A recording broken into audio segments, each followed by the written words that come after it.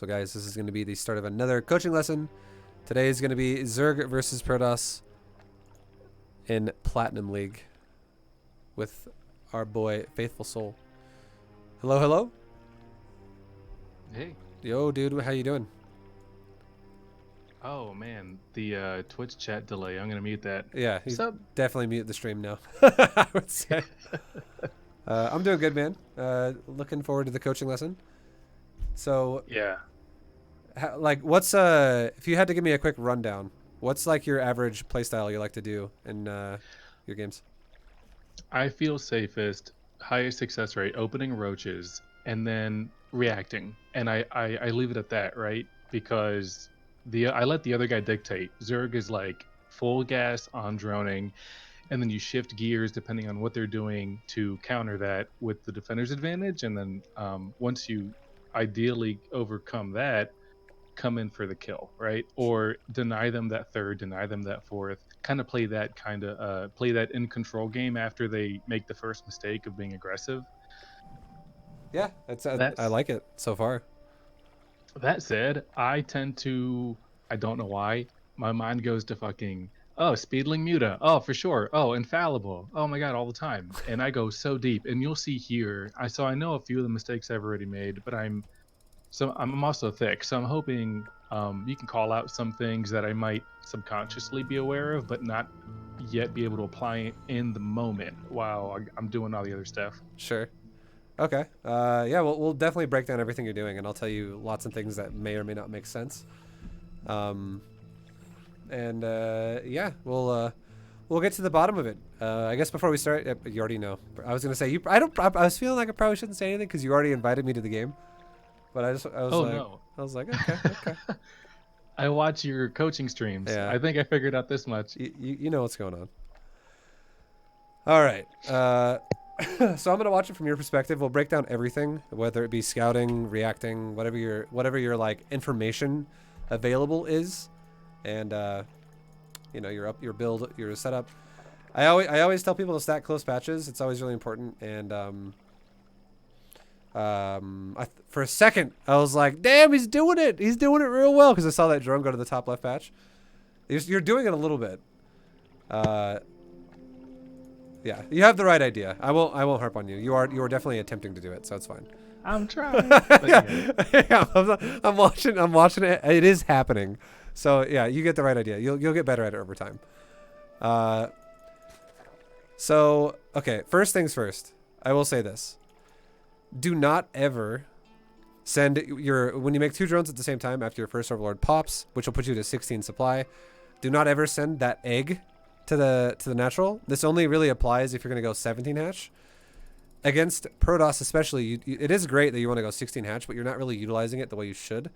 You should be sending a drone down when your eggs, those 2 eggs are probably at like 80% of the way done, or like 75 even.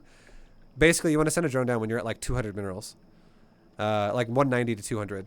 And the reason why is because if this dude were to have made a pylon, and then he immediately ran across the map, instead what this guy did is he's running a probe across the map after a gateway. But if he would have made a pylon and ran across the map immediately, because you waited the extra like 3 seconds to do this, guaranteed his probe could block your natural, and it would be incredibly annoying. So always just rip a drone off your mineral line around 190 to send it to your natural. okay. So not a big deal so far, because you're going to still be fine, but it is definitely going to save you frustrations in the future. Getting that timing right is also the first game I tried to beat their pylon harass because of how many times it's forced me to the third. Exactly. And that makes the game like way worse, because then now all your drones are super late transferring. The adepts can get way more damage done, or it just causes you to have way more of a annoying way to defend yourself. Stupid question. Is there a way I can follow the camera you are watching? I don't think you can. I mean, I can't see your camera either, to be honest. Like if you look at everyone's vision, or the vision of like the players, normally there are referees, but I think that only exists in a game that is not a replay. I think it only exists in a live game. Gotcha. So unfortunately, I'll just try to make it clear wherever I'm looking each time I talk about something specific. But yeah. All right. So you're going for what looks like a speedling opener, I would say. I mean, if you're not, or are you doing the bronze gem opener? Are you doing that instead? This was only 5 hours ago, and I can't tell you. Okay, well we'll just see where it goes. We'll see where it goes. If this does turn into a 2 base layer, I'm okay with it. If it turns into a speedling opener, I'm okay with it. Otherwise, I'm not a fan. we'll see. Oh, double gas. Okay, this is a bit intense. But it's because I fucked me with the supply. Sure, but I'll say this: you should never worry about that if you're talking about your queen, because your natural is going to finish at the same time as your pool, and you're going to get free supply to make queens anyways. Oh yeah. So, I mean, if you cancel it, it's whatever. But yeah, you just don't need to do it.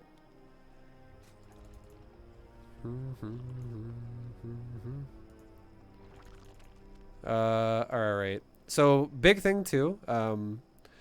I know it's little things like this that seem like they might not seem like they're that big of a deal, but they really are. Like maximizing optimal saturation of your bases.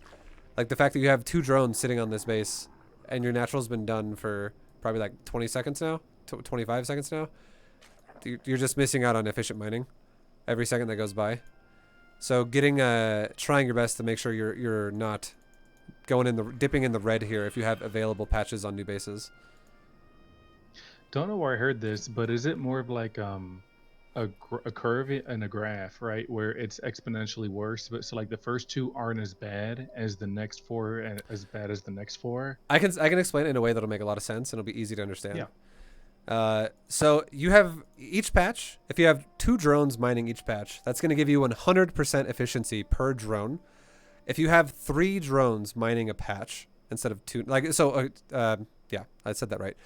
If 3 drones are mining a patch, if it's a close patch, which means it's just closer to the hatchery, you get probably like 1/3 efficiency on that drone. If it's a far patch, you probably get like 50 to like maybe 60%, like 55-ish, somewhere in there, percent efficiency on that drone. So not even close. Yeah, like to being worth it. Exactly. Like 3 drones per patch is shit. Like it definitely is. It's better than long distance mining, but it's worse than having a fresh patch on a new base. And then if you have 4 drones on a patch, it is literally the 4th drone is getting 0. Like it does nothing. It just sits there and waits and waits and waits. Thank you. So yeah, that could help make more sense there. And then which is exactly why the second your base is done, like even when it's like 90% of the way done, to where you can calculate like, okay, if I rip off 2 drones right now, which is the excess, and I rally my hatchery to my natural as well, so all the new drones also go down there, then by the time that the drones I sent from the oversaturated main to the natural, by the time they get there, the natural will now be done. Then you're getting efficient mining anyways. But yeah, you never want to have 3 if you can help it per patch or more. Question. Sure. Let's say I rally my drones down before the nat finishes. They start mining. If they finish collecting minerals before the hatch finishes, then they start routing back. The hatch finishes. Will they reroute automatically like smart drone? Nope. Okay. So you can just you'll get better with timing it as you do it more, and you can even just do it like the second it's done. You can send drones then. I would also not mind that. That's also fine. But if you ever do have a problem where it's like, oh man, I sent them a little bit too early, maybe your hatchery's going to finish 5 seconds after the drone mines the minerals, just all you got to do is just literally green box the drone, stop it, or right click the hatchery with it, and then the second it's done, hit C on the drone, like green box all the drones that are there that are like this, and just hit C once, and then the drone will repeat. It'll tell the drone to return cargo, and the second it does that, it will then have a shift command to remine the last patch it mined. Not gonna lie, didn't know that was a hotkey. Yeah, so you can just be like, green box C, once hatchery's done, you're good to go. Drones fix themselves. Easy peasy. Okay. Yo, thank you for the sub! Tip top! And then, yeah. It's very important though. Another thing though, is your gas. This is, I would say, one of the biggest problems a lot of people have is, the gas being oversaturated for too long. The only way this would make sense is if you were going to be doing like a Ling Bane bust or like a roach timing at this point. Like you're already putting yourself in a mineral situation where your build is kind of like an all-in in terms of efficiency. Like it'd be great for for attacking your opponent, but it's just so much gas being mined, and you're actually taking like 10% of your economy right now to do this, which is what it's gonna do really is it's gonna give you larva problems. You're not gonna be able to do everything. Like if we look at you right now, hit you on the keyboard, you can see your units tab. If you ever have more than one larva at a time sitting there, and you're not saving larva for the purpose of like, okay, my roach horn's almost done. I'm gonna make 6 roaches at once. If that's not what's happening, if you ever have more than one larva, it is an inefficient build. And right now we have 4. Like it's just ramping up more and more and more. And it's because of things like this gas being mined for so long that does that to you.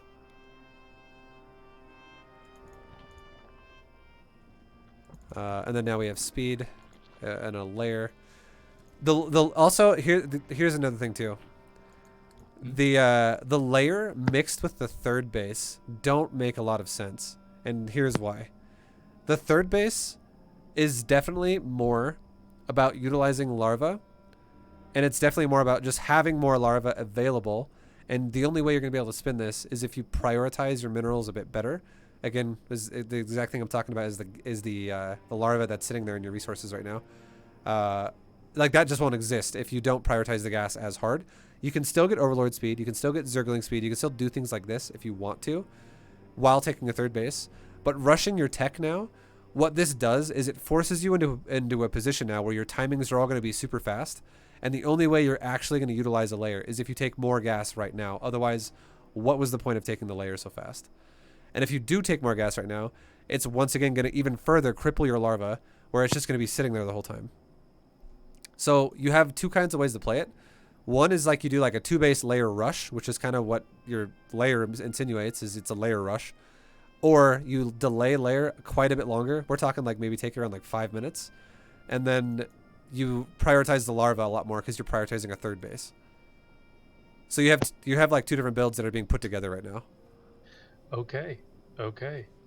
It always felt off. I've never worked with anyone to explain it like that. Thank you. Yeah, no problem. And yeah, and like again, even if I'm in like mid-sentence, I encourage you, if you're like, oh shit, okay, you can totally interrupt me and it won't bother me. If you ever like get the urge to say something like that. Thank you. Yeah. But yeah, it's just the resources, the way it's going is you're definitely going to struggle. You're going to have problems. And we'll see what you do with the layer as well. You are getting a Roach Warren now. You're getting melee upgrade. You're getting metabolic boost. I mean, I feel like this is going to be a Zergling style, and roaches are maybe for safety. But and again, I don't have a problem with the things you're doing. I don't have a problem with getting melee upgrades and getting a Roach Warren, because it would help you against like things like he's going Archons, roaches would be great. If he's going for a third base, Lings with melee upgrade are going to be great. It's just that your resources are going to definitely struggle though. And like right now, here, look at this. Check this out. We're going to count the seconds here when this happens. We're looking at your layer, and your layer is done right about now at 422. So we're going to look at 422 when the layer actually gets utilized. Like, what is the first thing that utilizes a layer? And this is going to make this, like, it's going to basically like be our argument for why the layer gotta go so soon. Yeah, exactly. What's the justification for taking it so fast? So I don't remember. Hopefully, when that Roach Warren finishes, that's the first thing I do. We'll see. Yeah, sure. And then in terms of production, you are still making drones. Like, I don't think your build is the most optimal in terms of the way you use your larva, but I am very happy though about how you make your drones. I love that. I mean, I like that you're not just cranking units out right now when you know you don't need to, because you know he expanded. So go ahead. So the Overlord, I catch that there's a warp prison flying by, and all the little gears start whirring. You might notice my camera go erratic, and I start my APM spikes where I'm in like adrenaline mode. I can't remember exactly how I respond, but one of the 3 things I'm circling through is, oh god, this is DTs again. Thank god there's a Roach Warren almost out. Yeah, I think that's a great read, and I think the reason why that's a good read is because check this out. Okay, this is something that might blow your mind, something you may not think about normally. We're gonna back the timer up to about 2 minutes. This is right around when the Overlord's gonna arrive the first time. And now check this out. Core is done. Every Protoss who does not take 2 gateways can throw their tech down beyond core the second the core is done. That is a guarantee. You should always think that. You should just know right now Protoss can make their tech if they want to. And you go, well, he hasn't taken his tech and his pylon over here right now. I do think you could even go further with this, and you could scout into his main base if you really, really wanted to. I think that'd be totally fine. But just if we're talking about scouting now, I think this is a lot of information here, where you, because if you know how to look at the differences of a building, you can now tell the gateway is building something because it's in the very center of like the arch. It's really like crystallized. It's flashing a little bit. It's like bubbles are rising up or some shit. So that means something is being built. You don't know what it is, but you do know something is being made. The second thing is this dude is chrono boosting that core. And that tells me... It's got to be warp gate. Yeah, it tells me he's looking to do a timing against you in some way, shape, or form. Like that would make me go, okay, this guy's a timing player. And he's not chrono boosting his probes. He's not prioritizing macro. Instead, he's prioritizing the fastest warp gate he can get, and he's going to do a timing. If I don't see 2 gates, I want to even maybe sacrifice whatever with the Overlord to find out what the tech is, because it's not a second gate, it's tech. So when a Protoss is in this situation right now, guaranteed he has to have 2 pylons. The only reason why a Protoss would not have 2 pylons right now is if he was supply blocked. So there is a second pylon somewhere. And if we look at everyone's vision, you can see the pylon is clearly in his main base. So this is just tendencies for Protoss. Most of the time, what Protoss will do is they will open the game. Their first built probe will run down to the natural. They will build a pylon to prepare to build a wall against Zerg, because most Protosses like to take a natural. The next pylon they build will not go down to the natural to do that because it wastes a lot of mining time. Instead, the second pylon a lot of times will usually be right next to the mineral line, so they can minimize mining time losses, which is exactly where the pylon is right now. So if you do not see a Protoss just reveal tech to you right away when his core is done, which is right when your Overlord arrives, your Overlord is always going to arrive right around the time the core is going to be finishing really soon. That's just the way the maps are designed and the way the Overlord speed lines up. Your Overlord could then dive into his main, go for the mineral line, and just see the second pylon. And knowing that he does not have tech being thrown down right now, it's like within 5 seconds of the core being done, you know he's throwing tech down at the other pylon. Should I just rally that Overlord in this situation, right? Just be like, fly to the mineral line at the main. Yeah, you could. You literally could. I do it. I do a style that is a gasless style, and I kind of like to know that information. The only time I would say you should not do that is if your style is going to be speedlings and Overlord speed. If you do that, you can literally wait on your Overlord speed and then go to around his base, because then you'll probably live. And then exactly the trade-off is you scout a little bit later, but you now have speedlings to do something about it, and on top of that, the Overlord lives.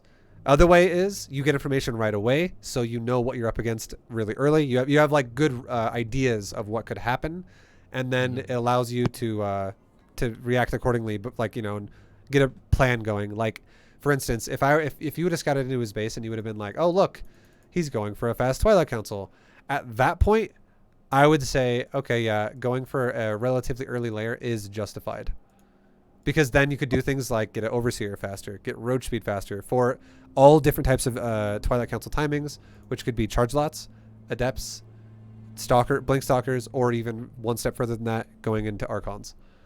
Yep. Off of Templar. Or just DTs. So yeah, knowing those things is huge. It'll definitely, like, and then on top of that, like, if you knew you were going up against like the Twilight Council and you wanted to go for roaches off of a layer, I would say then Zergling speed is pointless and stuff like that. Yeah. And you know what? This is what I would recommend you do. Okay, this is honestly what I would recommend you do. I think this would fix a lot of your problems of your early economy. Mine 100 gas off of your like, do the Overlord scouting thing we just talked about, where you dive for the second pylon, and mine enough gas to get Zergling speed. Stop mining gas as soon as you get 100. with 2 of the 3 drones. Then start Zergling speed and scout his base. And if you do see a Twilight Council, cancel Zergling speed and immediately start a layer. Because if you cancel Zergling speed, you get a 100% refund.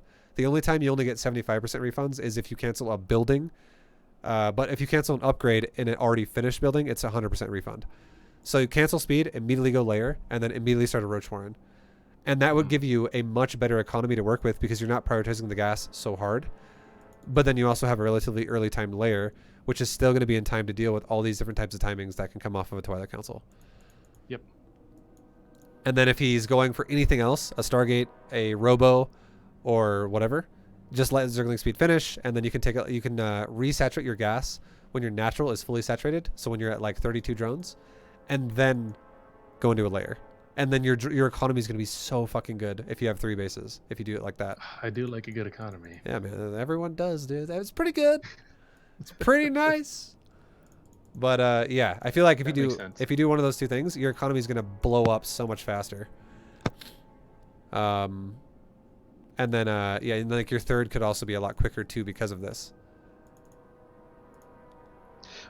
So let's say I pull off the economy ideally. When should I be plopping down the third? I would say if you're gonna go for a speedling opener, if you're gonna do 2 drones off the gas once you have speedlings started, you could take your third around like 28 supply or like 27 supply. Oh, okay. Because like you're gonna definitely have some minerals to work with if you play it like this. Yeah, probably 28 supply would be what I would say. Honestly, 28 sounds pretty good, which would mean your third would go down probably like 15 seconds faster than it did, or like 10 seconds faster than it did. It's not the latest third right now, but it is definitely a bit. And I'm just looking at your gas right now, and it's just, it's lots of gas that isn't being utilized. But again, going back to something we talked about a minute ago, we're gonna do this one more time. I'm gonna give you the seconds here. We're gonna count this again, because I think counting really makes people understand more deeply. Almost there. We're looking at his cybernetic score right now. Oh my god, what the hell's happening? Lag! It's laggy. Okay, here we go. So core finishes at 2 minutes 24 seconds. Now let's look at when the robo gets thrown down.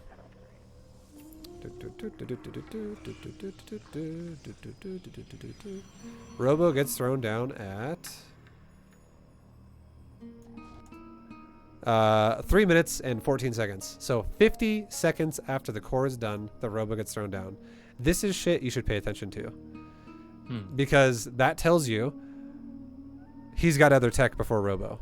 And if you think about it, what the hell would somebody make before they make a robo that makes sense? Cheesy shit, man. I would say it's going to guaranteed be a Twilight Council, and this robo's purpose is for a prism. If someone's going to go for an immortal timing, they're going to make the robo first, because an immortal timing is very based on doing a quick timing with immortals, and they want to hit you as fast as possible. No one is going to be like, you know what I'm going to do? I'm going to get fucking Blink. I'm going to research Blink, and then I'm just going to make a robo later, and I'm going to hit you a full minute after I should, because I want Blink for no reason that's going to sit in my base with that. Like, they're gonna go robo first if they're going to go for an immortal timing. So even though this still could be immortals later on in the game, it's going to definitely be for a prism first to harass you with something out of the gateways. So that right there, that late ass robo tells you his build already. It doesn't mean it's DTs exactly. It does mean it's a possibility, but it does, however, mean that prism is going to move across the map, and it is going to do some form of harass, be it charge lot, adept, or DT. Those are the by far 3 most common ones. Blink Stalkers is like, I would say I see that 1 out of every like 50 games, and just like. And then, yeah, if we're comparing like charge lots, adepts, and DTs, I would say I see DTs probably like 50%, charge lots maybe 20%, adepts maybe 30% of the time. Charge lots is definitely way less common nowadays. But you get my point, though. Yeah, thanks. All right, we'll speed it back up now a little bit, going forward again to where we were. Yeah. So again, we're just kind of like looking at the layer. And we're looking at to see like what gets utilized. Nothing. Yeah, like it's fucking nothing. It's just a bit early. For like the blind build that you had. Definitely a bit too early. And this whole time I have more drones at the main that could be at the net. Yeah. So I've watched this replay, and the things you're pointing out, if you ask me on a test, oh, for sure, right? But looking at my gameplay, what am I doing? Yeah. It's okay. Like it's hard. Sometimes it's easier to get someone else's perspective. It makes everything seem way more clear. All right. So now. Yep. Yep. Obviously the hatchery's gonna die. Okay, it's okay. But I will say this. Okay, I think you had a great mindset when you said, when I saw that prism, I was worried about DTs. The second you think there's DTs, even if there ends up not being DTs, if you do end up going for a relatively early layer, I'm not saying the layer you took this game was good, but I am saying that you could still have an early-ish enough layer to have to have an overseer by the time a DT drop hits you. We're talking 5-minute layer. It's never a bad idea just to make one overseer with your roaches, because you are expecting the possibility of DTs. Because worst case scenario, if he doesn't go DTs, you can still kill observers with this, and you can also throw down a changeling and go scout his third with this for free. Not wrong. But yeah, the way it also works is if there are 4 Dark Templars and you morph an Overseer in right as those 4 DTs start smacking your hatchery will die right as the Overseer finishes. So that sucks. So it's one of those situations where it's like, it's dead if he's smacking the hatchery. But the way he's kind of playing it out, like I still agree with the fact that you are making an Overseer, but he's definitely like, he's like ditching those DTs to go harass other bases. So I would say what I would love to see as a follow-up to what's about to happen is I'd love to see these DTs die to your detection that you will have in just a second here. And then for you to chase the prism and at the same exact time, retake this base immediately after it's dead. And then maybe even take another base, like a 4th base. Because you know now that this dude invested into a DT drop, and if he's letting his DTs die, there is nothing stopping you from expanding again. Because he's harassing you and then losing his units as he harasses. Right. One of those might happen. Okay.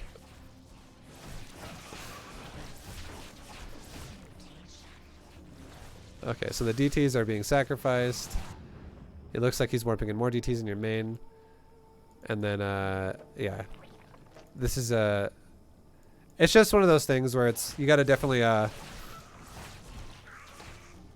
I guess, plan further ahead. Like, I want to look at your camera actually when he attacks you, and I want to see what you're looking at.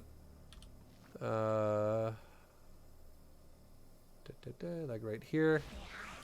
One more back, and then this should be good. So looking at your vision, we just see you inject. Your injects are doing great, by the way. You're keeping your queens low energy. I love it. That's definitely good. We can see. Oh shit, DTs! Oh no. Yep. So you. Okay, so you did see it, but at the same time, you physically didn't see it. I would say. I didn't make the Overseer for like what, 5 seconds? Yeah, but like you on your screen, you like saw like the bare bit of like the little bit of the ass of the prism. It was kind of hard to see it just on the screen, but you can clearly see it on the mini map. Right. So I would say right now, like this is one of those situations where there's nothing you can really do right now about this. This is like it's just gonna happen at this point at your third. A great thing to do would. I don't know how much you do look at the minimap, but a great thing to do right now would be to take a moment to look at the minimap, because a lot of times what will happen is when someone attacks you and it's not a full all-in, or this is not like, okay, it's his whole army's here, and we're just getting, this is everything. I need to pay attention. I need to do the best I can here. This is harass. And if you ever look at something and you identify that it is harass, you should really try your best to train your eyes to always glance at the minimap once whatever's happening is happening.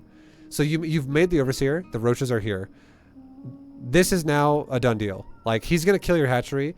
He's committed these DTs here. These DTs are going to die after they kill the hatchery. Nothing is going to change that.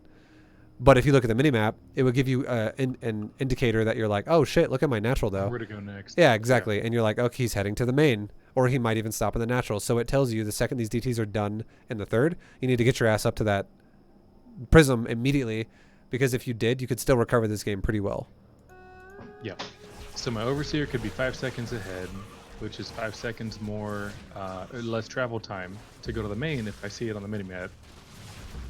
Yeah, well, this also would have been so easy too if when you were like saying the alarms are going off in your head and stuff, and you were like DTs, if you'd have just made an overseer then, you suddenly kill all the DTs at your third, and then it's so Lose easy nothing. and exactly, and then it's easy for you then to be like, oh, there's shit in my base again. What is that? It's a prism, because you're not being distracted by something. Mm-hmm. And yeah, another thing too is a lot of this information would have been given to you a lot more too if you would have scouted for the second pylon early on in his base, and you would have saw, oh, Twilight Council right after core, and now I have an idea that DT is a possibility. Because that's another way to look at StarCraft 2 is knowing possibilities of opponent's playstyle is a big comfort level for you to have. Like if you look at the game and you go, he could be macroing, he could be expanding, he could be all-inning me, he could be going air, he could be going ground. If you just have no fucking clue what he's doing, it definitely gives you like this insecure underlying sense of like, oh shit, well, what do? I don't know. Like I'm just kind of like grasping at straws right now. But if you have like some type of like, if you like see a Protoss where they like instead of having like anything they could do, you limit it to being like, well, I just saw what I saw that he was going for a Twilight Council. Now I know 4 builds he could do out of this. It's no longer like 30 builds. Now it's just 4. It's Adepts, Adepts, DTs, Charge Lots, or Stalkers. And then you're like, well, this is way easier now. Now if I just make an Overseer, I immediately zone out DTs, and if I make Roaches, I zone out all the rest. Make that Overseer. I mean, why get the layer? That really hit home for me here, if nothing more. Yeah.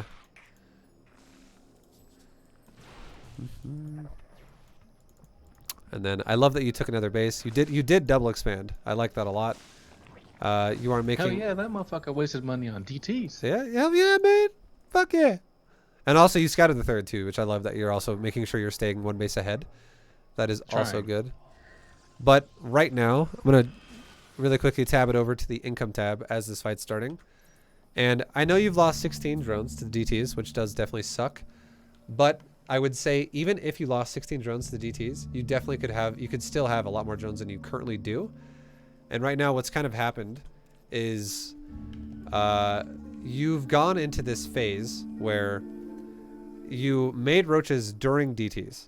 Like a little bit before and during, which was okay. It was fine. You made 14 Roaches. I don't think that's bad. I think 14 Roaches is fine. Then you made, how many lings do you have right now? You don't have a lot. I know that. You have 10. You made 10 lings. That could have been 5 drones. 10 lings right now is kind of irrelevant. They're not going to really do anything. Like they're going to show up and just die. Essentially. My babies. Yeah. And then on top of that, you also made a lot of static D. You made, let's count them. You made 1, 2, 3, 4, 5, 6, 7 static defense structures. That's a lot of money spent on static D, and that's also a lot of drones sacrificed. So if we're just talking just sheer things that could have been avoided, because you already, yeah, it's 12 drones, and then on top of that, it's the excess of the costs of the static D, and you already dealt with the DTs for now. And I would say the perfect time to have made static D would have been after you were fully saturated. Then you could be like, okay, well now I can throw on some static D.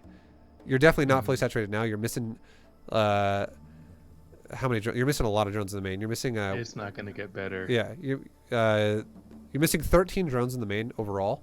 Or sorry, 12 drones in the main, because there's 1 on your gas. You're missing 12 in the main. You're missing 3 in the natural. You're missing 2 in the, or at least in the middle line. You're actually missing what is that again? That's fucking like 10 or it's 8 drones. It actually is 10 if you include the fact that you have to build 2 gases there. 10 drones on the third. Like there's so many drones that are missing here, left and right, on all these bases. So these are things that will fuck you over so bad if you prioritize static D now, because it's one of those things again. It's just like the layer. You make static D now. You already dealt with the DTs with your units, and now the static D sits here and doesn't do anything for a while. And then and then you go back into making drones after. It's the exact same thing with layer, where you make the layer really fast, and then you don't utilize it right away. It just kind of sits there, and then you go into making drones after you committed to making a layer so fast. So it's just inefficiency of order of things that you're doing, and it's one of those things where we already made sense of the layer where it was definitely prioritize your larva first, because your larva is definitely going to be underutilized if you prioritize things like gas in a layer. So that's how you fix that. And then here at the mid game, definitely prioritize your full saturation economy, especially if you take damage, and then add in static D for future attacks once you're fully saturated. I was not prioritizing it like that. Right on. Yeah.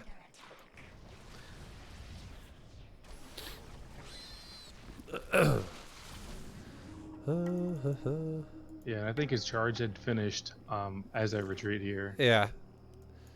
It definitely it's difficult for you though, just because you are like, this is the thing that's scary too, which is something that a lot of Zergs may or may not realize.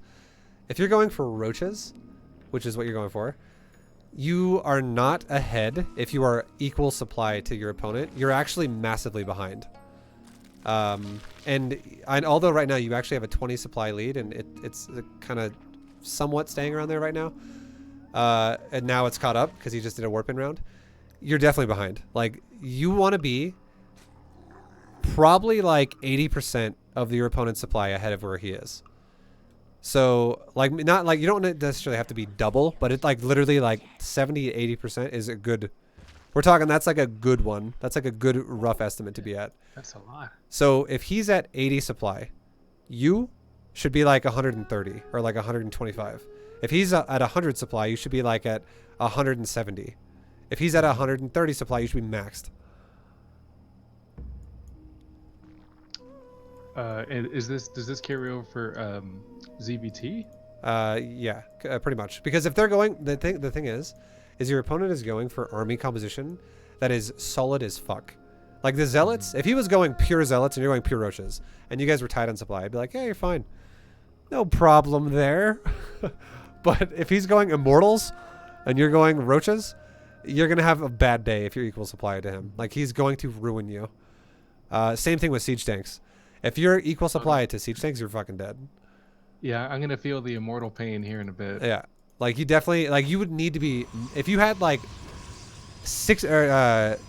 like 50 to 60 roaches crashing in on him right now, you could crush his army right now. Like, you could definitely do some serious damage to him. He might not die, but you could definitely whittle him down pretty hard, and you could remax roaches again and do this again and again and again. If you had a great economy to do that. Your economy is okay right now.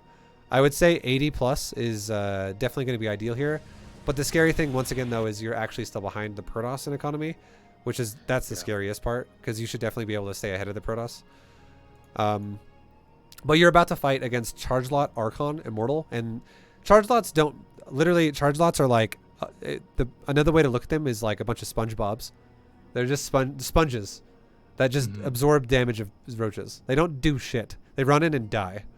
But what they do actually do is, if you were to look at each zealot, you can imagine a number above their head. Like, let's say 4.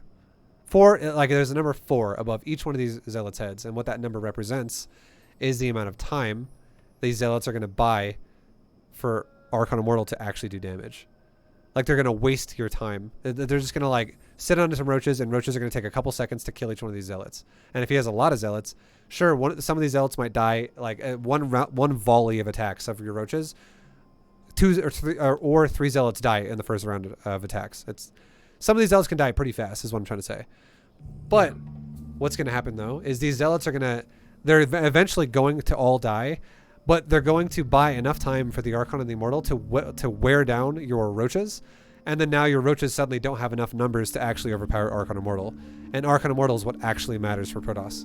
They can lose zealots all day and not give a shit, as long as they're maintaining and growing their Archon Immortal count. Units. Yeah. As long as that account grows, eventually there's going to be no zealots. And if you have roaches still against pure Archon Immortal, you're going to kill maybe like 3 Archons and everything's dead. Like, you'll lose 100 supply army killing maybe 12 of Protoss.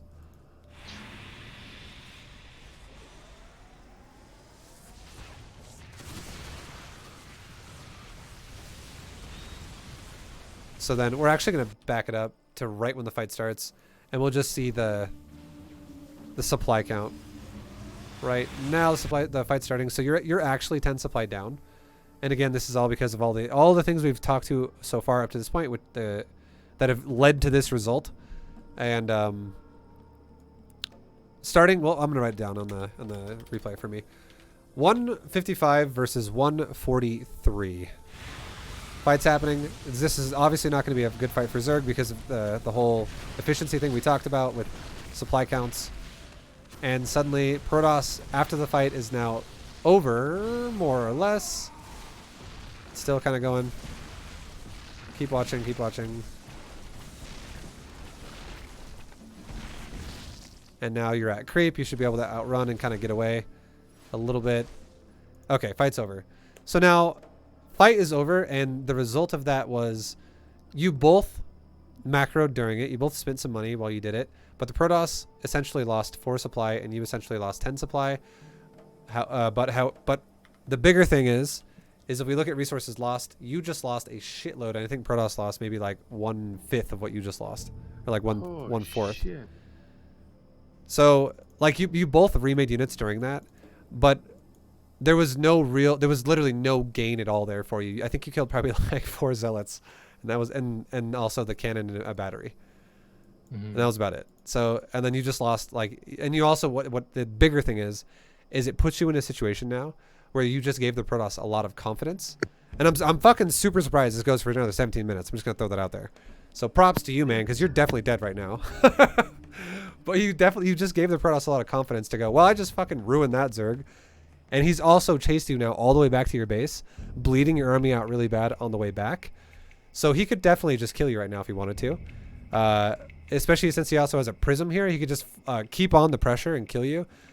But it puts you in a situation now where if we look at your production tab, this is not what you want to be doing. You just lost a fight horribly with roaches, and this happens when the Protoss or the Terran, but we'll just talk about Protoss for now.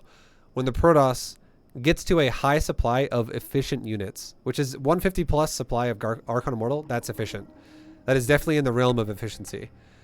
You do not want to be stuck on roaches during these kinds of fights anymore. You want to definitely have gone into something else now. But because you got shit on so hard in that fight, it forces you to make roaches, because otherwise you're going, I'm dead. I gotta make roaches. Gotta make something quick. And then you're just gonna get shit on again and again and again and again. It's just gonna keep happening. So ill-advised fight, first of all. Like, maybe don't commit as hard as you did there to that one. And but then again, that would also require you to know the position you're in, which was not good. You might not have realized the position you're in was as bad as it was. And yeah, just throwing it out there, you need to be crushing supply numbers to be in a good position with roach compositions. You should always feel that way.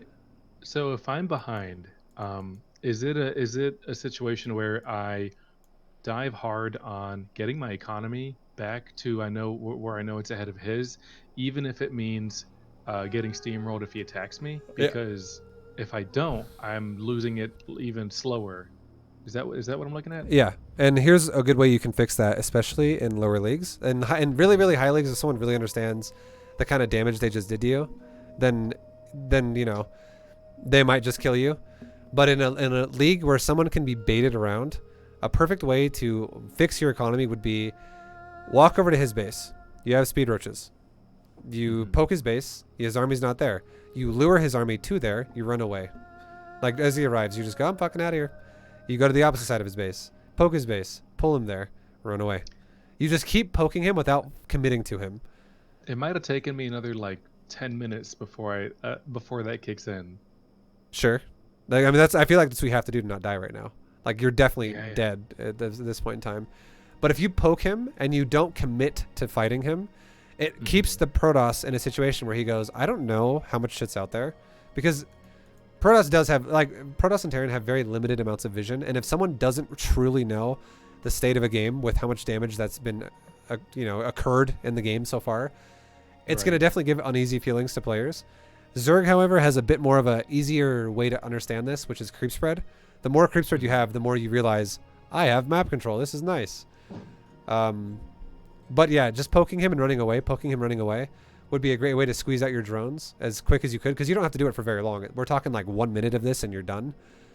And then behind that, going into something else, like Broodlord, like Hydra, whatever the hell you deem you want to do. And if you're getting melee upgrades, I feel like you're going to go mutas. That's what it seems like. But yeah, just something is better than Roaches. Like Mutiling is a step up from Roaches. Mutiling, however, though, is a bit scary. I would say if your opponent gets to an army like this, you're probably going to be looking at a base trade rather than fighting his army. Like if he gets to a point where it's like maxed out with Archons and stuff. Insane you call it like that. That's actually how minute 16 started playing out. Yeah, that's exactly what's going to happen because you're definitely... there's two ways to play... The reason why I say that is because there's two ways to play Mutiling Bane. One is complete control. And complete control means you're crushing their economy and there is nothing they can do about it. They're just like, oh shit, okay, meters are here, gotta defend. Meters are here, gotta defend. And you just keep picking them apart. And then eventually they get tired of it, they all in and they die. That is one way to play it. The other way to play it is to go, oh, where's Protoss? And never go that way because I'll die. And let's just avoid him at all costs and keep trying to kill his base. Hopefully he turns around if we can make that happen. But if he doesn't turn around, we're looking at a base trade. And that is when you're behind, or when the Protoss is in. Those situations happen when you are behind, and being behind, the way to analyze that is to go, I am tied with Protoss on economy, or he's ahead on economy. And right now you are tied on economy, which means you are definitely behind. You're actually behind a little bit on drones, but base count, it means you're tied. You're both on 4 bases, which is not good for you.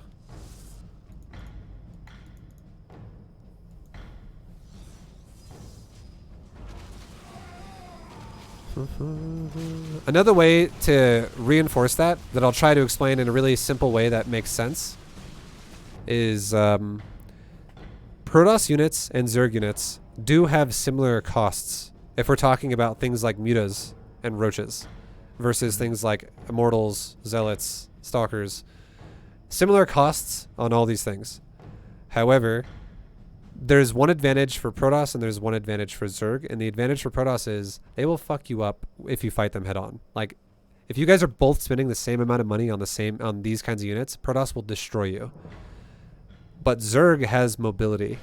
Zerg has the ability to be all over the place, and Protoss does not have the ability to be all over the place like Zerg does, so you can abuse that and pick Protoss apart to put them in a situation where they don't have the same amount of money as you do. And then suddenly... That's what draws me to the race, and that's the playstyle I'd like to adapt. I'd like to rather hone and eventually Swarm Host. I know I'm not there right now. Sure. I've tried that. But that's what I like. I like the mobility. I like dual pronging. I like harassing.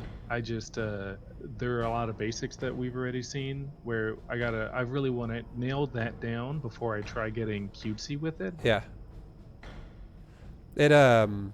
I would say, like, if we're talking about a roach... Okay, so your plan in this game was, all right, I'm opening up a speedlings just to get speedlings. I'm going for a layer. I'm going to go roach speed. I'm going to go mass roaches and ravagers. If we look back, we'll kind of speed this up after I do this. But if we look back to right around the time when you kind of took damage, okay? I'm just going to look at your supply count in the minute of the game. You sustained some damage. You could have fixed that damage if you just made drones. Like 4 larvae expired at your 3rd. Those could have been drones. You have a bunch of larvae sitting there at your other bases that could have been utilized earlier. Drones could have been made a lot faster is my point. But sustaining damage of 1 full mineral line, and this was around the time when you could have had 3 fully saturated mineral lines, which is very recoverable. An average max out of roaches and ravagers is about 8 minutes. Of like, if we're talking Platinum League though, I'll give you a little bit of, like, the way I like to do it is I like to drop 10 seconds for every league that we go down. So 8 minutes while sustaining damage like that. Maybe like 8:20 would be perfect for like GM. I would say you sustain damage, you lose your 3rd, you remax on Roach Ravager. 8:20, you could do that at GM. 8:30 Masters, 8:40 Diamond, 8:50 is Platinum. If you're just focusing on the right things at the right time, like you're just focusing on drone. I could definitely see you maxing at 8:50 if your plan was I'm gonna go Roach Ravager and that's it, and you just prioritize the right things at the right times, which is things we all talked about before, like not getting static D like when you did, etc. And we look at 8:50 on this game, and you are at 141. And this if you would have maxed out like right now, like what we talked about, it would have fit really well into the category of things we talked about, where it's like you have like an 70 to 80% of the Protoss supply lead over him again. Yeah. And then you would actually have an amazing fight. Instead of you walking over there getting destroyed and running away, you walk over there and you run him over. And then suddenly that style suits kind of how you want to play, which is how Zerg is obviously played, and things like that. Yeah. It's just the biggest thing again, which is it's the common denominator in all these things, which is if I say like 30 things and you remember 2 of them or 1 of them, this is the thing you got to remember. Your playstyle is suffering because of a macro problem, as is everybody else who is sub-diamond. And like again, I've given you some ideas on how to fix these macro problems, but it is a macro problem. Like your supply is definitely just inferior to what it should be repeatedly.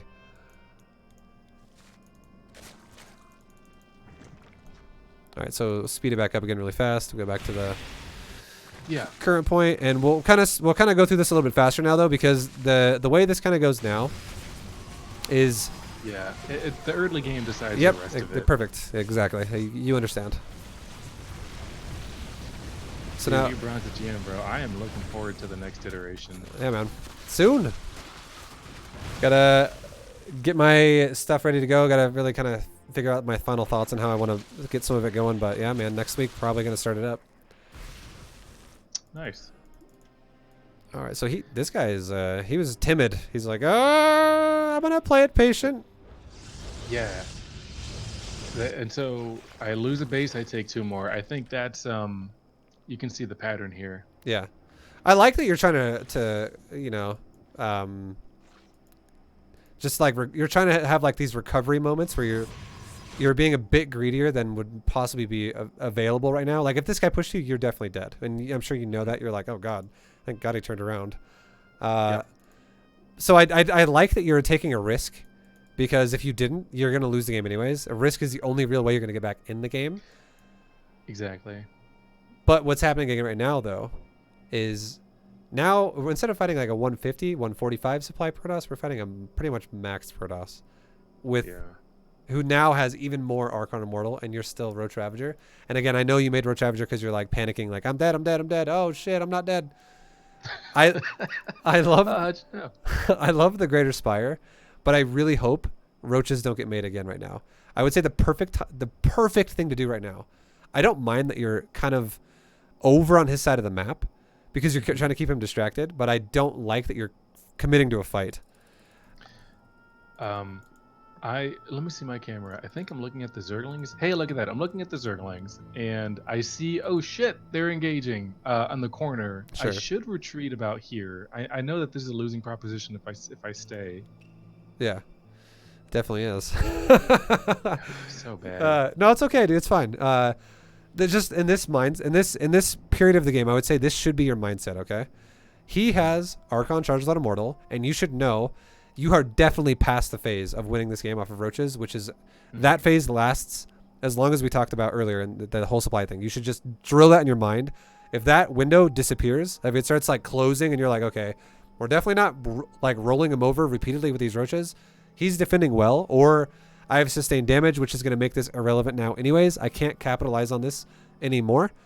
Stop trying to go for roach timings on him, and stop investing into mass roaches. Unless you have to do it defensively, otherwise you're dead, then sure, I guess that's your only option. But at this stage right now, it should be thinking about every way you can to keep him defensive while you go Broodlords, because that seems to be your plan, which is with the Greater Spire. So yep, that is. Yeah. So going into like poking him and making him go, oh shit, Zerg. Maybe you poke him, maybe his charge lets go forward, you pick off 1 or 2 zealots, you run away. And then you run to the other side. You run up a little bit. You run to his third base. Do the same thing again. Or you just back up and he backs up, and then you poke him again like 15 seconds later. You just keep him feeling like he's going to be attacked at any moment, and in his mind, he thinks the best advantage he has right now is to absorb you defensively and then kill you. Because what really is happening is you're buying yourself time to transition to something that will absorb him defensively and then kill him. Because roaches won't really do that for you anymore, but Broodlords will.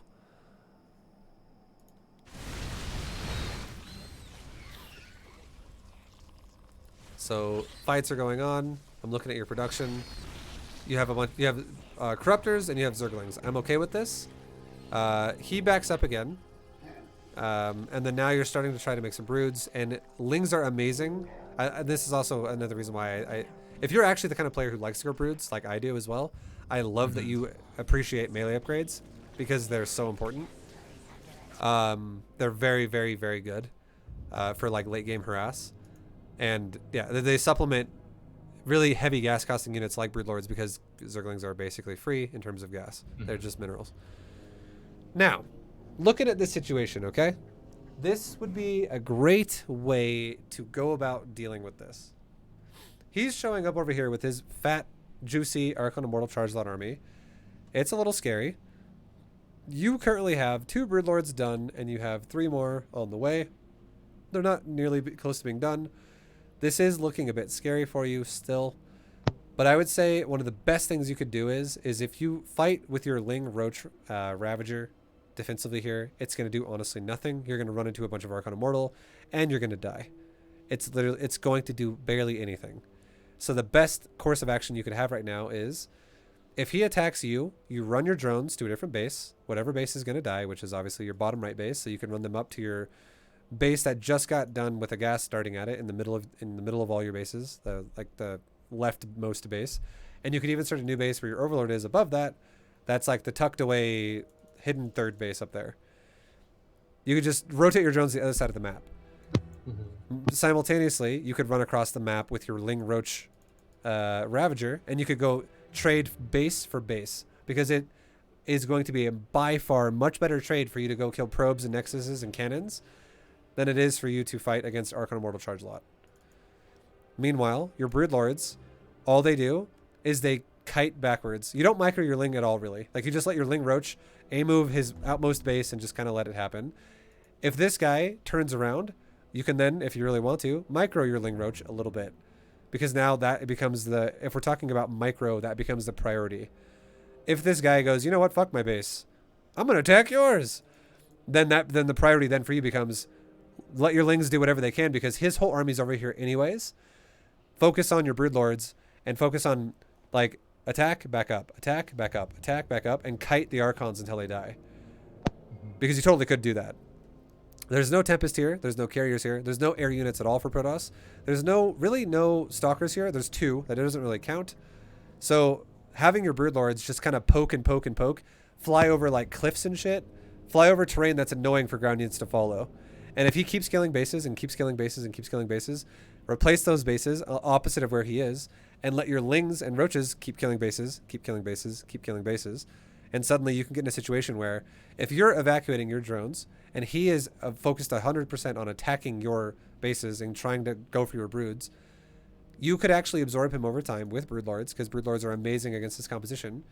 And then suddenly when the fight's over, you eventually lose like 3 bases and retain a lot of your drones, take new bases, you recover pretty fast. He loses like 3 bases and loses a fuckload of probes in the process because he's focused on attacking, and now you have the lead in the game. Something like that. It's a bit harder to do, I would say. But if you attack here, if you defend here with Ling Roach against this army, you are going to lose your entire ground army. Yeah.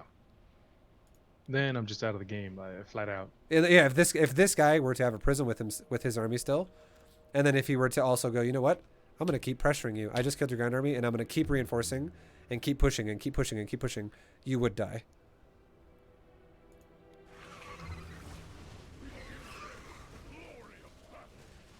I think, yeah, he started to see the Broodlings from the Broodlord.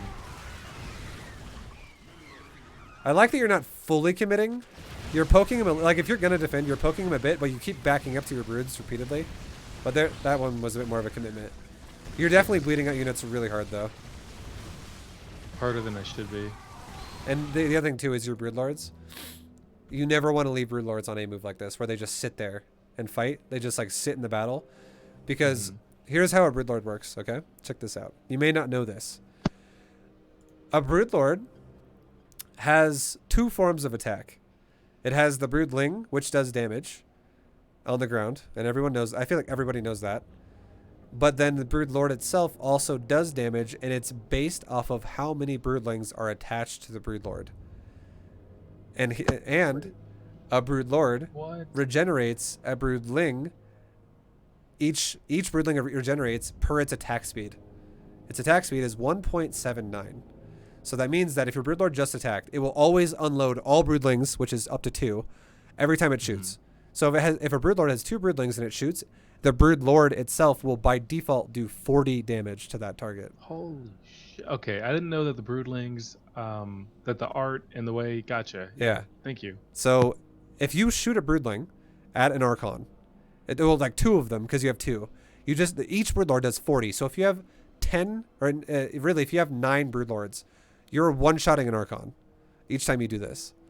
And then if you back up, you can back up for 3.5 seconds, and suddenly you have 360 damage and 9 Broodlords, like loaded up again in those Broodlords. And then you A-move one time, let your Broodlords shoot once, and you run away again for another 3.5 seconds. Repeat this process, and suddenly, not only do you keep clogging the fuck out of the area with a bunch of broodlings when they spawn, but you keep popping an Archon every time this happens, or doing a fuckload of damage to mostly like his frontline units. If let's just say your Broodlords are kind of hitting 2 Archons simultaneously, you're going to really ruin them a bit, but it's not going to one-shot them because it's not enough damage. But you get my point, All the though. while, yeah, and I'm building distance further and further 100%. back to.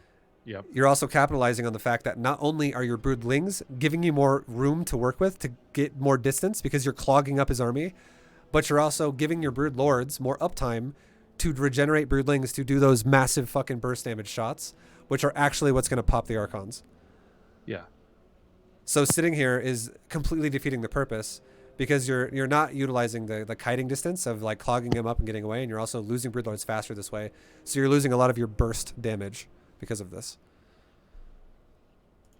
Yep.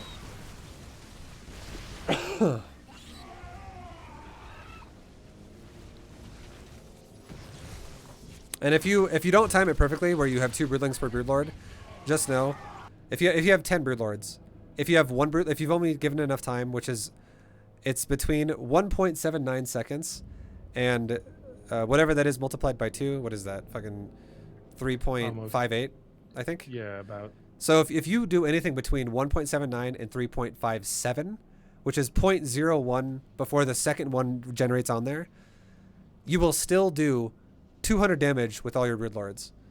And then once again, you can wait the next seconds to go by. It doesn't have to be perfect. You just want it to be literally like you're building distance and you're shotgunning 200 damage or 400 damage with 10 broodlords or something like that. It just makes a big difference. It's huge.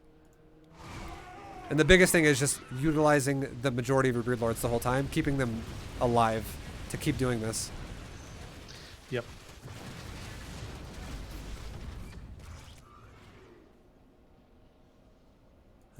And then if we look at the whole units tab here, for you, we can see, I think you actually just made roaches again. Yeah, handful. So Why?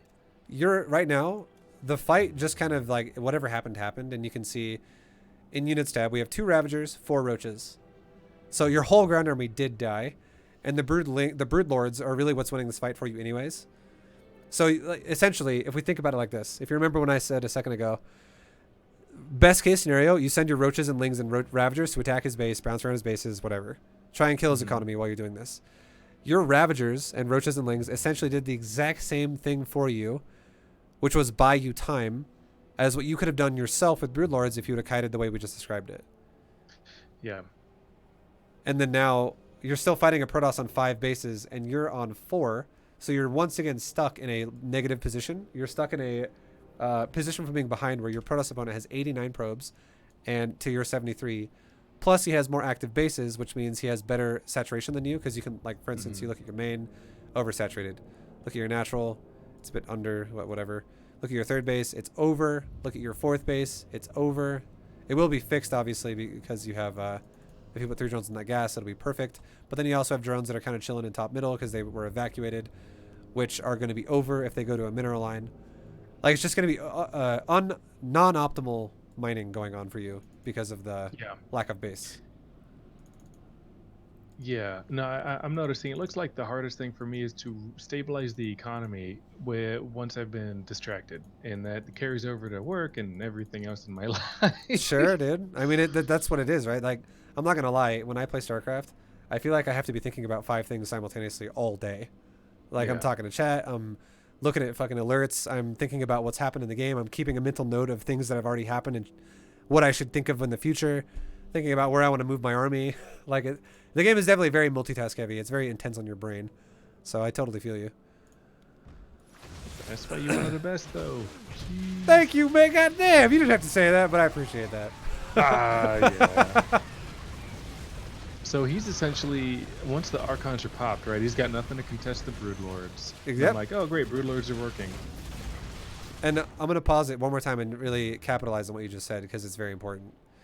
If you have a Protoss player who is Charge Lot, Archon, Immortal, and he's got 100 supply of that, because he's maxed, and he's got like almost 100 probes, basically. So he's basically 100 supply attacking you right now, if we round it off.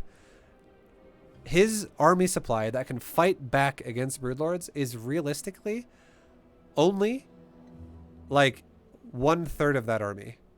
Right. So your whole Broodlord army, which can fight his entire army, is going to only have to fight back against 1/3 of his army, which you're really, and also Broodlords match up well against Archons because of the whole reason we just talked about. So you can crush the Archons, and what's going to happen is every time another Archon dies, he will then kill Broodlings slower and slower and slower. So every time you pop an Archon, it creates a bigger and bigger annoyance of Broodlings because he loses his splash damage. And then suddenly now he's only got 1 Archon left or something, and now it's just a bunch of Charge Lot and Immortal. And the Charge Lot Immortal is just getting like completely surrounded repeatedly by Broodlings, and they can't move anywhere. And then and then it's totally fine to leave him just sitting there on A move. You don't have to kite anymore because you're fine. Unless he's running away from you further into your base, then maybe like chase him a bit while you attack him. Yeah. But most people won't do that. Most people will probably just get the fuck out of there. They'll like recall or run away. And that's easy. And you're fine. So if I'd fixed the earlier economical issues, I would have had more Broodlords. I would have ended this fight more heavily favored even. Yeah, you would have had more everything. Like if I were to be a pro gamer, I'll say it like this. If you were not Platinum and I was watching you play this game, let's just say I was watching a teammate of mine play a tournament game, and this was like a best of 5, and this was his game 2, and he just got shit on. And I was like, all right, dude. He's like, what the fuck happened? He's like all flustered. He's like, shit's going through his mind. He's like kind of stressed out. I'm like, all right, here's what happened, okay? Your build, fix that shit. And I would tell him how. Yep. And like, that's how I told you to do it. I'd be like, you're kind of like over analyzing this. You fix your economy. Suddenly your roach timing does way more damage. You put him in a way shittier position. You don't even get in the positions now where your Roach Ravager run across the map and just die while they run back. Those don't exist anymore. You have complete control of the game. You don't let him expand after that.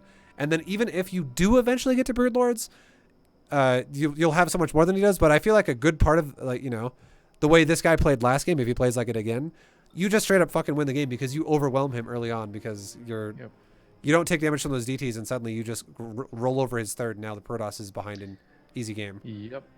That would have been nice.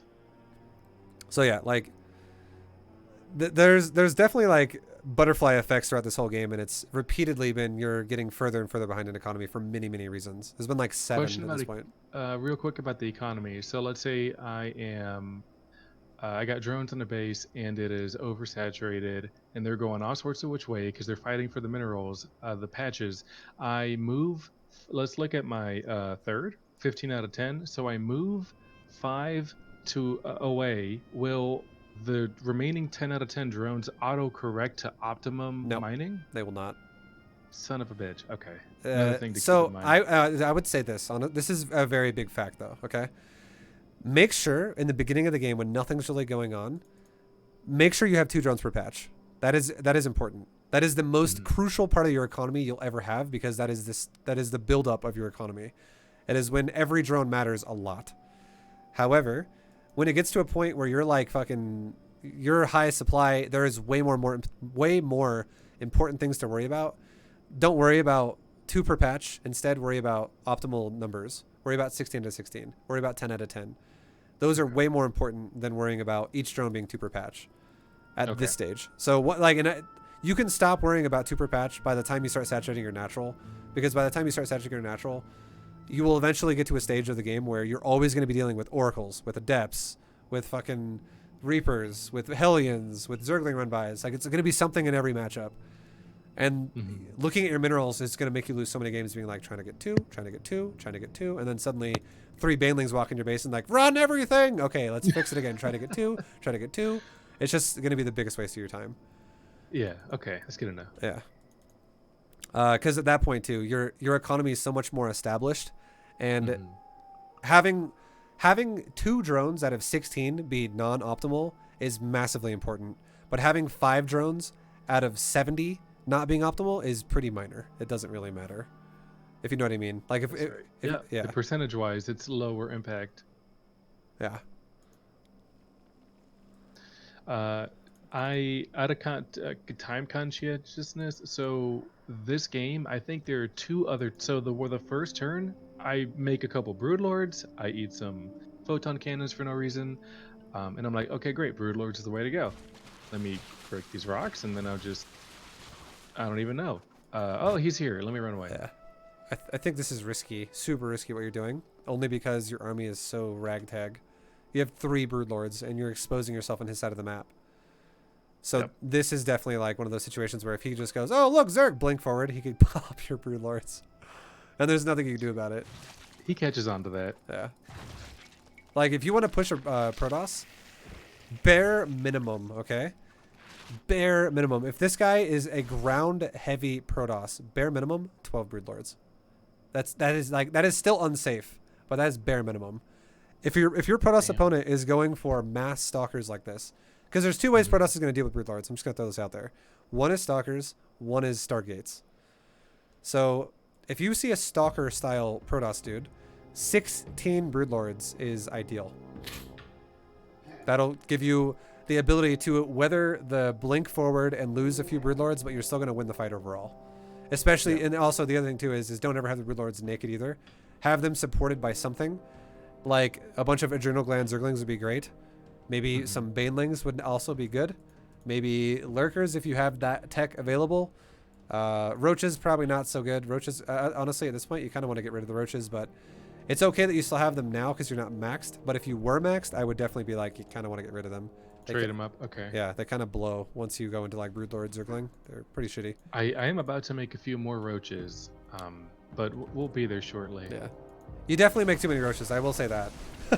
Like, but it's because of the tempo of the game, and you're putting yourself in these situations that are like game ending almost, where you overcommit and stuff like that. Yeah, that's hopefully the last big batch of roaches I make, because I saw that he denied what would have been my new 5th. Yeah. And also keep in mind too, if you're dealing with if we're talking about if we're talking about like zealots, okay? Zealots come over to your base and they're attacking you. And you're like, what can I make to deal with those zealots? And my broodlords are really far out of position. They're not going to be nearby at all. You would actually be much better off dealing with zealots with spine crawlers if available and zerglings. I would say lurkers are the best ever at dealing with zealots, but you don't have lurker tech, so that's irrelevant right now. That's fine. Yeah. But zerglings are amazing. They're amazing at dealing with zealots, and here's why. Zealots do not have an attack speed upgrade. Zerglings do. Zerglings can already beat zealots resource efficiency-wise, 100 minerals to 100 minerals. That's 1 zealot versus 4 zerglings. Zealots will lose if it's equal amounts of money invested. The next thing is Zerglings scale better than Zealots do with adrenal glands, and Zealots don't ever get anything like that. Zealots only get move speed. So Zerglings actually trade even better than equal trade resource to resource if you have similar upgrades. So I know he has armor upgrades on you as well, which is going to maybe change this a little bit. But in general, if you fight with Spine Ling, you will fucking annihilate Zealots if you invest the same amount of money. And you have good melee upgrades with Adrenal, which you do. You have level 3 Adrenal. So they should have been Zerglings. There's no argument otherwise for this, defending this right here. Okay. And then the other reason why this is important is because if you make roaches, you deter and you kind of go away from your Broodlord composition because you're investing gas into crap. That's right. It is crap. Roaches are fucking awful. They're really bad at this point. And you Yeah. definitely like 2 roaches is 1 broodlord, and in terms of supply, and you're just limiting your gas repeatedly if you keep making roaches too.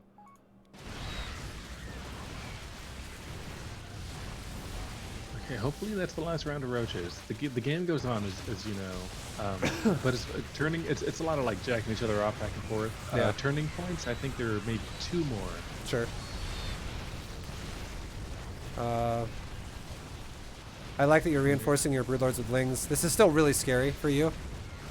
Like one of your broodlords are that exposed by themselves. But yeah.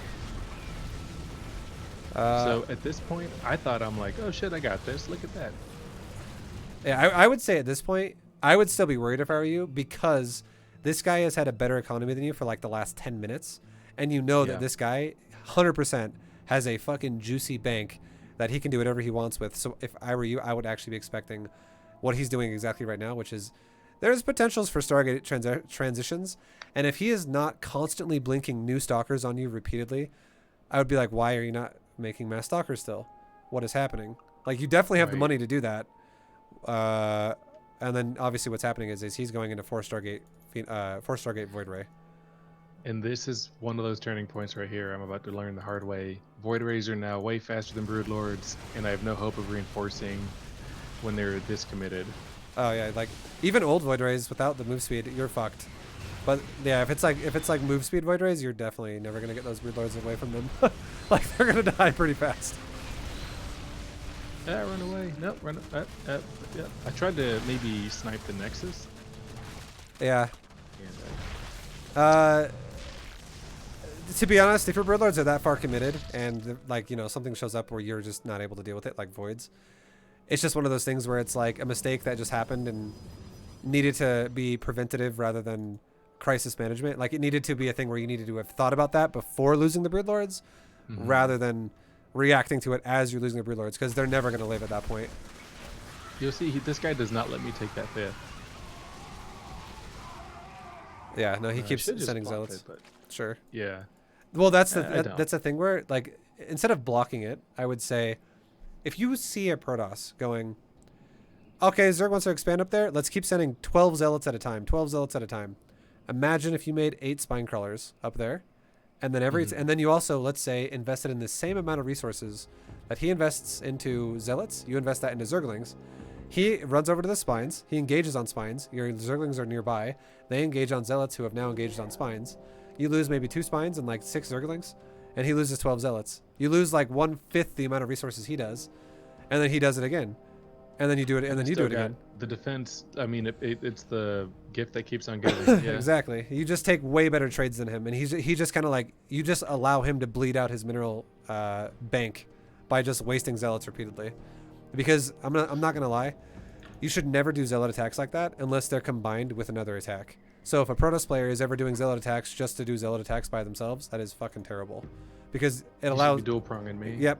Because what it does is it allows you as a Zerg player to completely absorb that zealot attack with your army if you want to, and also your static D, which means you're going to take a trade that is amazing.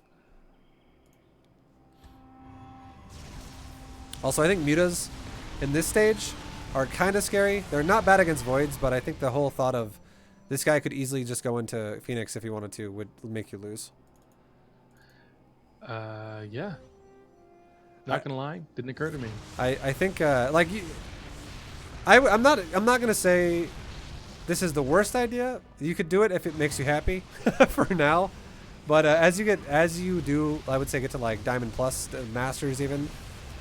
I think a great idea to go for here would either be, like, if you know you're gonna go Broodlords and now he's going Voids, maybe go into Infestor Hydra with Broodlord, and you can use the new ability, the Microbial Shroud with Fungal Growth, or you can go into just straight up Corruptors, and you can go like also maybe like Corruptor Void Ray or Corruptor Viper, and you can throw out talk shit things about like that. Microbial Cloud. Is there merit to it? If you actually fight against air, if you know you're going to fight against air units, yeah, what it does is it takes 50% of the damage an air unit does to a ground unit off immediately, and then armor applies. So a Void Ray would be, let's just say you had 3 armor, okay? Yeah, I did hear you explain the math on this. Actually, If that rings a bell. you had a Hydra, and that was level 3 armor. Let's just pretend that you have that. The Void Ray would be only doing 7 damage to a Hydra, which means now it's going to do 3.5 to a Hydra because it gets 50% reduction. And then now 3 armor on top of that, which means it's going to be doing 0.5 to a Hydra. And then whenever you have an armor indifference to damage where the armor is better than the damage or the armor is matching the damage, it means that the unit takes 0.5 every attack. So it would take every 0.72 seconds to do 1 damage, 1 damage, 1 damage. So you'd be basically taking like 1.5 damage per second on a Hydra. Excuse me, which is basically nothing. Your Hydras would live forever. Yeah. And then if you fungled the Void Rays too, they couldn't run away, and you could kill them. The only How thing... many fungos do... Oh, sorry, go ahead. Sorry. Kill a Void Ray? How many fungos if you're chaining them? A lot. It would take 30 damage per fungal, and then you would have to meet 250, which means you would need about 8 fungals to kill a Void Ray. 30 per... Okay. Oof. Yeah, okay. Like 8 or 9, because you might not. You're also probably not going to do it perfectly. You're not going to chain it the second it's always over. It's starting a new one. You probably realistically need like 10 or 11. But you're not really going to kill the Void Rays with fungal only. You're going to be snaring them, doing a little bit of damage to them, but you're really going to be killing with Hydras, because you'll have like 20 Hydras popping voids pretty fast now because you're getting lots of uptime on Hydra DPS. But the one thing about this though is also you got to be careful about like Storm. Storm will totally fuck you with this. So also that's why also I wouldn't mind like Corruptor with Spellcaster, like Corruptor Infestor or something like that, or Corruptor Viper. Spellcasters though is how you beat Void Rays. I'm not gonna lie, you do need some type of Spellcaster. If you just try to make up straight up units, you're gonna usually take bad trades if the Void Ray count gets to like 20 plus. Like voids are pretty nutty at that point. Yeah, I have yet to figure out how to beat 20 plus Void Rays, unless they hand me the engagement on a platter, and by that I mean stack them into my fungal with Hydra backup and nothing on the ground to contest my Hydras, etc. Yeah, just like if you this is advanced as hell, but if you can actually do like fungal plus parasitic bomb at some point, that is an amazing godlike counter to Void Rays. And you just chain the fungal while you have like 1 or 2 parasitic bombs in there. Like all the Void Rays just explode. But forget the Viper as a unit. Yeah, but just throwing out a couple of spells with something, it's amazing. Like if you have Broodlords to zone at the ground, Infestors to like continuously fungal the voids, and Corruptors to fight against the voids too, you can actually fungal the voids while they turn on Prismatic Alignment, and their move speed is going to be basically slower than a queen off creep. You could easily run away, even with Broodlords. Broodlords will run faster than Voids at that point. You could just run away being like, oh, he's got his Prismatic Alignment turned on. Let's just wait it out for 14 seconds. Suddenly it's over. You go back. You're good to go. Like now he doesn't have the ability anymore. And then if you fungal him again, now your Corruptors can easily stay on top of the Voids and pop them repeatedly. And your Infestors can keep chain fungaling. Corruptors and Voids, if they're, let's say they're Prismatic Alignments on cooldown, how is that fight? Is it like even as far as resource exchange? No, Voids are usually going to beat Corrupt. Like 1v1, if you just watch it happen, a Void is going to kind of shit on a Corruptor. But the thing though, that's great, is a Corruptor has once again the ability of mobility over the Void Ray, especially if we're combining Fungal Growth into the equation. And then Fungal Growth also has the ability to do damage against the Void Ray. Like it will actually ramp up over time. If we're talking about a fight that lasts for like 20 seconds and you fungal him like 7 times, we're talking like the Void Rays are all going to be like half health, or like maybe like 40% of their health bar, because you are fungaling him repeatedly. And now suddenly your Corruptors are like popping voids really fast. And the Corruptors outrange voids? Same range. Same range. Okay. But what you can do though is if you fungal him, the most likely reaction of a Protoss player is going to be to spread them out. And when he spreads them out, you fight part of the spread. So you're not fighting all of them at once. Okay. Even better. Yeah, kind of like flank. Yeah. Okay. And if he doesn't spread them out, you just keep maybe like pop a Void Ray, back up for a second, fungal him again, fungal him again, fungal him again. And then if he just stays clumped and like comes at you like charging like, like he's just trying to fucking juggernaut your ass basically. And you're like fungal. Like you'll actually pop the voids then if he's like that. And some people do play like that. So you can see where the game's decided here. So what I try to do is try to split his army. He recalled. I saw that half the army was up here. I'm like, oh great, my one and only chance to maybe kill his army. Yeah. Now that it's split, clean up, come back and hit. I didn't realize how much actually got away with the recall. Yeah. You know what I'll say? Everything I just said about the whole like way to deal with void rays, you can try those if you want. You will have to eventually do those at some point in Masters or maybe Diamond. But for now, if you really like this Muta thing, you could do that too. I think that this guy is totally missing an opportunity, not only to make a fleet beacon, because it would make his voids better in this situation, but also to just go Phoenix. If he would have gone 4 Stargate Phoenix to Chrono Boost, he could easily shit on Mutas. But I feel like a lot of players will do what he's doing, where he just kind of gets like hard-headed and he sticks to whatever he wants to do. So you could play like this if you still want to for now. It's not. It is still a viable way to do it. For like, you know, it teaches you how to abuse your opponent with mobility. Like it is also a nice skill to learn with Zerg. So it's not the worst. But yeah, just be wary of the Phoenix transitions at some point. Oh, for sure, for sure. So at this point, I think you've given me. So I don't even. How long have I been holding you for? I don't know. I think honestly, I'm not gonna lie. We kind of went really deep and delved into a lot of things. This might be a 2-hour coaching lesson. Oh wait, coach listens are 2 hours? No, they're 1 hour. I am definitely going fucking excessive here. That's because there's so much to talk about though. That's why it's kind of like. Yeah, we're really breaking it down. I really don't want to take advantage of your time either. You've given me so much to work on and focus on. Dude, it's all good, man. Yeah, he cleans up, dude. He cleans up. Yeah, and so the game is honestly pretty it's pretty done now. It's yeah. You're just like cockroaching this game now. Like, oh god, scurry around, make minerals wherever I can. I figure I've had long enough, so yeah, I compliment the guy, and that's it, you know. Yeah. I lost 6 minutes in, you know. Looking back to, I didn't have the overseer. I got everything you said, So with that, please, sir, get back to streaming for all of us fans. Yo, thank you, dude. I appreciate it. I hope you enjoyed the coaching lesson. I'll post this to YouTube later tonight, so expect a message from me again either tomorrow or really late tonight with a VOD linking you to this basically. And yeah, man. Nice. Thank you. Yeah. Have a good night. Enjoy the stream, guys. All right, thanks, dude. I'll see you next time. Peace. All right, guys. That is yeah, that guy's super nice. Yo. Night Sky, Richter. Pure Skills, however you want to call yourself. You're a nice guy. You're a class act. Top drawer, bro. And guys, thank you very much for watching this. If you are interested in more things like this and you're like, wow, this is pretty good. I have a YouTube channel with lots of this. If you're already watching on YouTube, you already know where it is. Lots and lots of coaching lessons to help you out to get better at StarCraft if you're looking to get into it. Also, I stream a lot, so you're always more than welcome to come to the stream and ask me questions.